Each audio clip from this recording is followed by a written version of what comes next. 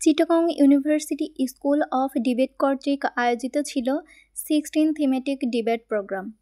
এটি অনুষ্ঠিত হয়েছিল চিটাগং ইউনিভার্সিটির বিবিএ ফ্যাকাল্টির অডিটোরিয়ামে। আমি এবং আমার বন্ধুরা সেখানে রেজিস্ট্রেশন করেছিলাম। এটা একদিনের একটা সেশন ছিল।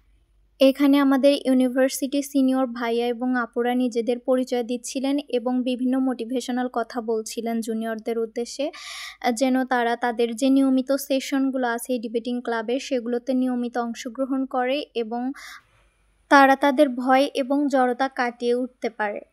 ইউনিভার্সিটিতে আসলে অনেক স্টুডেন্টের এই সমস্যাটা হয় যে পাবলিকলি কিভাবে নিজেকে এক্সপ্রেস করবে, কিংবা অনেক ফ্রেন্ডদের সামনে কথা বলতে অনেকে ভয় পায়। এটা হচ্ছে অনেক স্কুল বা কলেজে এই ডিবেটিং কোনো ক্লাব নেই বা পাবলিক স্পিকিংয়ের প্র্যাকটিসটা নেই, যে কারণে অনেক স্টুডেন্ট এসেই এখানে খাপ খেয়ে নিতে পারে না।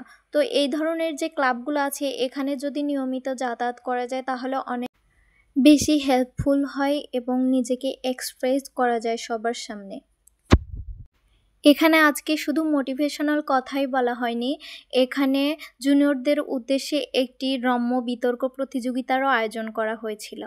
তো আমি আজকে সকালবেলা খেয়ে আসিনি, যে কারণে আমার আসলে ভালো লাগছিল না এখানে থেকে। তো আজকে দেখা যাক কি কি আমাদের ওখান থেকে দিল।